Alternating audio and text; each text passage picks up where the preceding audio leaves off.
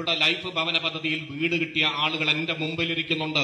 ഈ 500-ലധികം 600-ഓളം വരുന്ന ആളുകൾക്ക് വീട് കൊടുക്കുന്നതിൽ ഓരോ ഘടവും വാങ്ങിയ ആളുകൾ ഇക്കൂട്ടത്തിലുണ്ട്. എനിക്ക് ധൈര്യമായി പറയാൻ കഴിയും, അതിൽ 1 രൂപ പോലും അഴിമതിയായിട്ട് അവർക്ക് ചെലവഴിക്കേണ്ടി വന്നിട്ടില്ല. കൃത്യമായി അവരുടെ അക്കൗണ്ടിലേക്ക് ആ ഫണ്ട് ലഭ്യമായിട്ടുണ്ട് എന്ന്. ഇന്ത്യ രാജ്യത്ത് ഇങ്ങനെ ഇത്തിരി അഹങ്കാരം കൂടി വെച്ചുകൊണ്ട് പറയാൻ പറ്റുന്ന ഒരു ഗവൺമെന്റേ ഉള്ളൂ. അതാണ് കേരളത്തിലെ ഗവൺമെന്റ്, LDF ഗവൺമെന്റ് എന്ന് നമുക്ക് അഭിമാനത്തോടെ പറയാം. ആനുകൂല്യങ്ങൾ കൃത്യമായി ലഭ്യമാവുകയാണ്. രാജ്യത്ത് ലൈഫിന്റെ കാര്യം തന്നെ എടുത്താൽ ഒരൊറ്റ കാര്യം എടുത്താൽ മതി. നമ്മൾ ഇവിടുന്ന് റെയിൽവേ സ്റ്റേഷൻ കയറി കേരളം കഴിഞ്ഞ് വാളയാറ് കഴിഞ്ഞ് അങ്ങ് പോകുമ്പോ ഓരോ റെയിൽവേ സ്റ്റേഷന്റെ പരിസരത്തും ആളുകള് ചെറിയ ചെറിയ ടെന്റുകൾ കെട്ടി താമസിക്കുന്നത് കാണാം.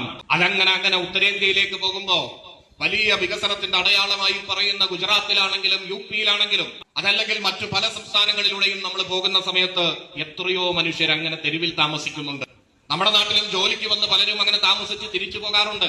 എന്നാൽ അവരോട് ചോദിക്കുക, തിരിച്ചു പോകാൻ ഇടയില്ല, ഒരു സ്ഥലമില്ല, സ്വന്തം വീട് എന്ന് പറയുന്ന സ്വപ്നം പോലും കാണാൻ കഴിയാത്ത സാഹചര്യത്തിലുള്ള മനുഷ്യരാണ് നമ്മുടെ രാജ്യത്തുള്ളത്. ആ സമയത്താണ് സാമ്പത്തിക പ്രതിസന്ധി ഉണ്ടാകുമ്പോഴും കേന്ദ്രം തരാനുള്ളത് തരാതിരിക്കുമ്പോഴും 5.5 ലക്ഷം 6 ലക്ഷം മനുഷ്യരുടെ കണ്ണീരൊപ്പിക്കൊണ്ട് അവർക്ക് വീട് എന്ന സ്വപ്നം യാഥാർത്ഥ്യമാക്കുന്നത്. അതിൽ പാലക്കാട് ജില്ലയിൽ തന്നെ മികച്ച പ്രവർത്തനം കാഴ്ചവെച്ചുകൊണ്ട് 500-ലധികം 600-ഓളം വരുന്ന ആളുകൾക്ക് വീട് കൊടുത്തുകൊണ്ട് കൊപ്പം ഗ്രാമപഞ്ചായത്ത് ഭരണസമിതി മാതൃകയായിട്ടുണ്ട്. ഇത് തുടരണമോ വേണ്ടയോ എന്ന ചോദ്യമാണ്.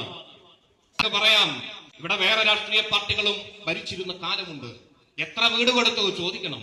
അപ്പോഴാണ് മനസ്സിലാവുക 5 വീട് 10 വീടൊക്കെയാണ് 5 കൊല്ലം കൊണ്ട് കൊടുത്തതെങ്കിൽ ഈ 600 വീടുകൾ ചെറിയതല്ല. ഡയാലിസിസ് രോഗികൾക്ക് 4000 അവർക്ക് ആനുകൂല്യങ്ങൾ കൊടുക്കുന്നു.